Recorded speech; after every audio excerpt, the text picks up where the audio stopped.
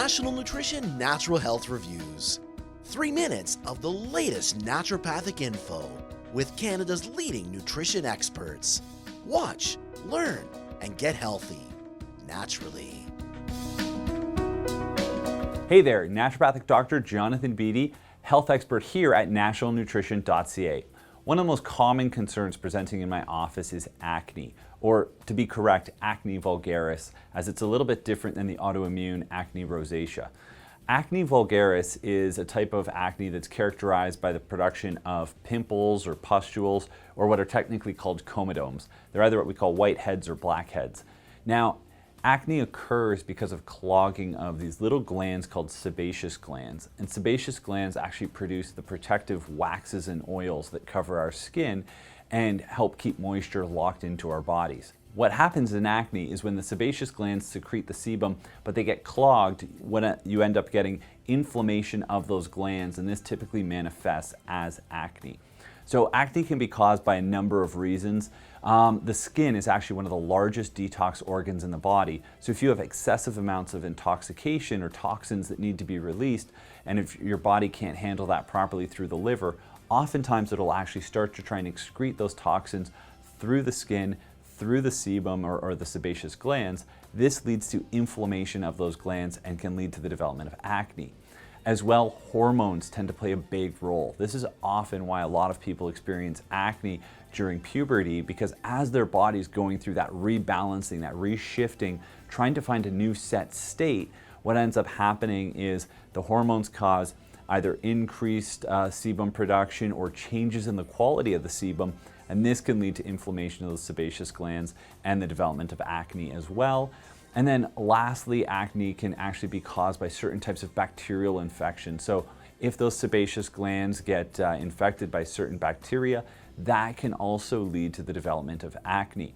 So treatment can be wide-ranging. There's a couple of different pharmaceutical style treatments or conventional treatments that people may be recommended.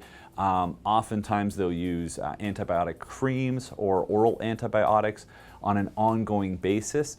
I have a personal issue with this, as what it can actually do is it can create antibiotic resistance within the strains of bacteria that lead to the acne development. So eventually the antibiotics become useless over time, as well as antibiotics kill both the good and the bad bacteria. The trouble there is they kill the good bacteria, and they can actually create a host of other problems and other symptoms.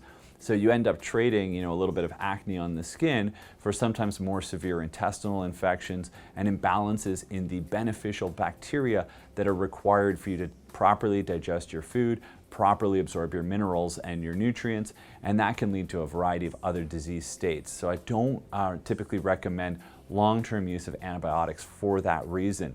As well, other types of medications may be offered to somebody with acne.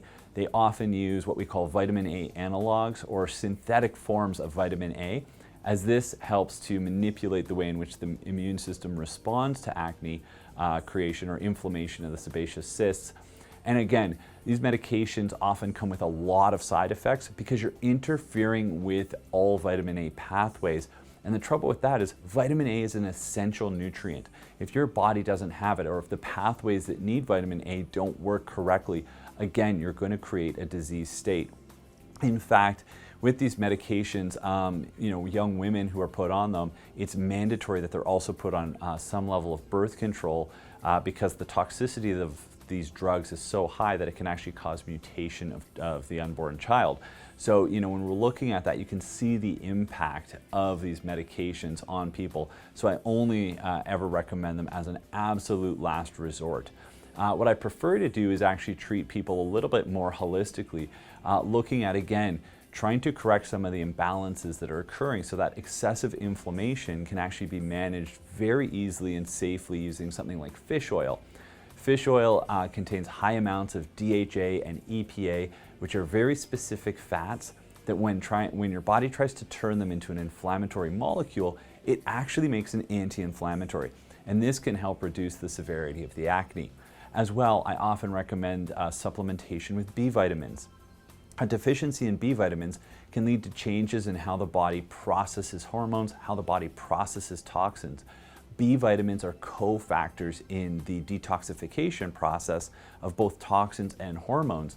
So adding in an extra B vitamin can often aid your body in its detoxification process, preventing the body from needing to detox through the skin, and that can again lead to reductions in acne. And then lastly, we spoke about vitamin A and how a lot of times, they'll use a synthetic vitamin A to treat acne. Now, what I like to do is actually use real vitamin A. So you can either look at increasing food sources that have a lot. Liver is one of the top dietary sources of vitamin A in the body. And again, note that this detoxification organ has very high levels of vitamin A to help it do that job. So I often recommend, either increasing your consumption of that or look at taking a supplement to increase your vitamin A levels, as that can be very effective at managing acne. And then of course, a few minerals are also associated with acne, or for a better term, the deficiency of these minerals is associated with acne. And those minerals are zinc and selenium. And so I often will recommend that patients supplement with those as well. And usually when you get that perfect combination to aid the body in proper detoxification, in inflammation reduction, you can often see the acne symptoms go away. So I hope the tips and tricks I've taught you today help you with your acne or with somebody you know's acne. And check out more of our videos, subscribe, and if you have any questions or comments, post them below. And always remember, knowledge is health.